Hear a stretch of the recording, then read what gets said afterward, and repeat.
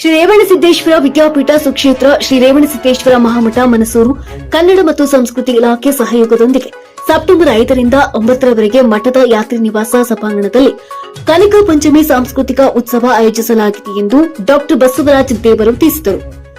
ಪತ್ರಿಕಾಗೋಷ್ಠಿಯಲ್ಲಿ ಮಾತನಾಡಿದ ಅವರು, ಸೆಪ್ಟೆಂಬರ್ 7ರಂದು ಬೆಳಗ್ಗೆ 10 ಗಂಟೆಗೆ ಜಿಲ್ಲಾ ಉತ್ಸವ ಸಚಿವ ಸಂತೋಷ್ ಲಾಡ್ ಕಾರ್ಯಕ್ರಮ ಉದ್ಘಾಟಿಸುವರು.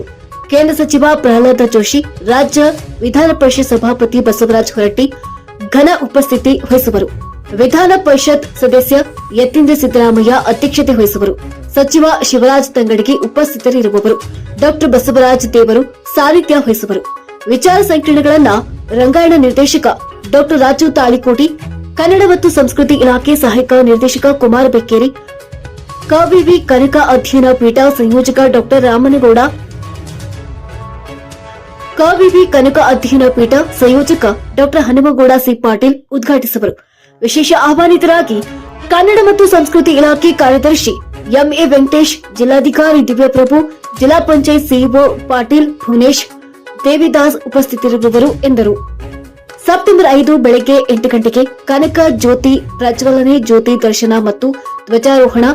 6ರಂದು 10 ಗಂಟೆಗೆ ಕನಕ ಕವಿಗೋಷ್ಠಿ, ಕನಕ ನಾಟಕ, ನೃತ್ಯ, ಸಂಗೀತ, ಜನಪದ 10 ಕಲಾ ತಂಡಗಳ ಪ್ರದರ್ಶನ ಕಾರ್ಯಕ್ರಮಗಳು.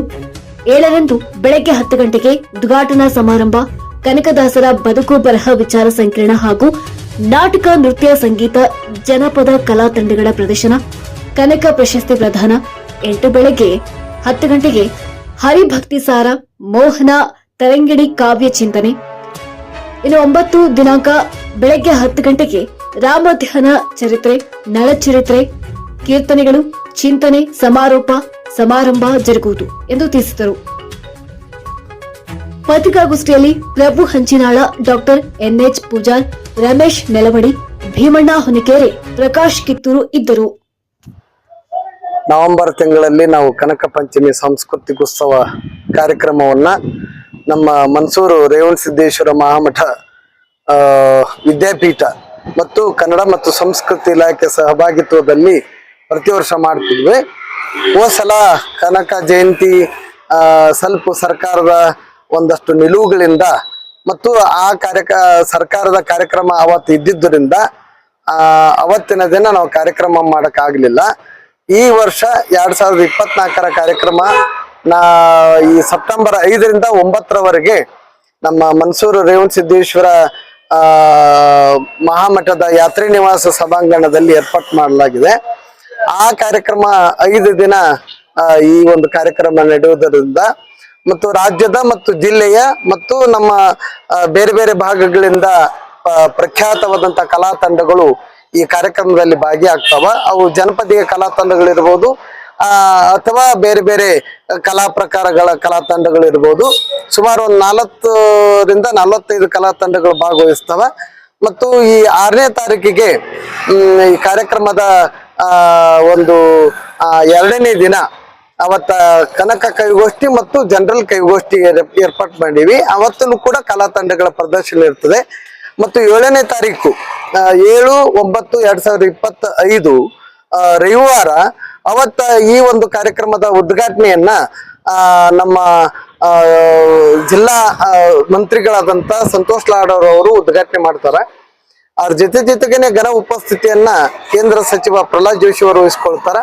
ಮತ್ತು ಸಭಾಪತಿ ಬಸವರಾಜ ಹೊರಟ್ಟಿ ಅವರು ಕೂಡ ಇಲ್ಲಿ ಉಪಸ್ಥಿತಿಯಲ್ಲಿ ಇರ್ತಾರೆ.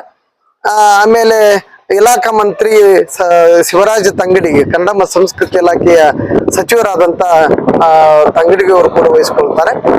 ಆಮೇಲೆ ಆ ಕಾರ್ಯಕ್ರಮದ ಅಧ್ಯಕ್ಷತೆಯನ್ನ ವಿಧಾನ ಪರಿಷತ್ ಸದಸ್ಯರಾದಂತ ಯತೀಂದ್ರ ಸಿದ್ದರಾಮಯ್ಯನವರು ಕೂಡ ಆ ಕಾರ್ಯಕ್ರಮದ ಅಧ್ಯಕ್ಷತೆಯನ್ನು ವಹಿಸ್ಕೊಳ್ತಾರೆ. ಆಮೇಲೆ 10ವರೆಗೆ ವಿಚಾರ ಸಂಕಿರಣ, ಕನಕದಾಸರು ಈ ನಾಡು ಕಂಡ ಅತ್ಯಂತ ಮುತ್ಸದ್ದಿ ಕವಿಗಳು, ದಾರ್ಶನಿಕರು, ಆಮೇಲೆ ಹರಿಭಕ್ತಿ ಸಾರ, ಮೋಹನ ತರಂಗಿಣಿ, ರಾಮಧ್ಯಾನ ಚರಿತ್ರೆ, ಮುಂಡಿಗೆಗಳು, ಕೀರ್ತನೆಗಳು, ಅನೇಕ ಉಗಾಭೋಗಗಳು, ಸಾಕಷ್ಟು ಸಾಹಿತ್ಯ ಕ್ಷೇತ್ರಕ್ಕೆ ದೊಡ್ಡ ಕೊಡುಗೆಯನ್ನು ಕೊಟ್ಟವರು. ದಾಸ ಸಾಹಿತ್ಯ, ಕನ್ನಡ ಸಾಹಿತ್ಯ ಪರಂಪರೆಗೆ ಅವರ ಸಾಹಿತ್ಯ, ಅವರ ಬರವಣಿಗೆ, ಅವರ ಬರಹಗಳ ಕುರಿತು ವಿಚಾರ ಸಂಕಿರಣ ನಡೀತದೆ. ಆ ವಿಚಾರ ಸಂಕಿರಣದ ಉದ್ಘಾಟಕರಾಗಿ ರಂಗಾಯಣ ನಿರ್ದೇಶಕರು ಧಾರವಾಡದ ಡಾಕ್ಟರ್ ರಾಜು ತಾಳಿಕೋಟೆ ಅವರು ಇರ್ತಾರೆ. ಮತ್ತು ಆ ಕಾರ್ಯಕ್ರಮದ ಅಧ್ಯಕ್ಷತೆಯನ್ನ ನಮ್ಮ ಕುಮಾರ್ ಬೆಕ್ಕೇರಿ ಅವರು ಕನ್ನಡ ಸಂಸ್ಕೃತಿ ಇಲಾಖೆ ಸಹಾಯಕ ನಿರ್ದೇಶಕರು ಇರ್ತಾರೆ.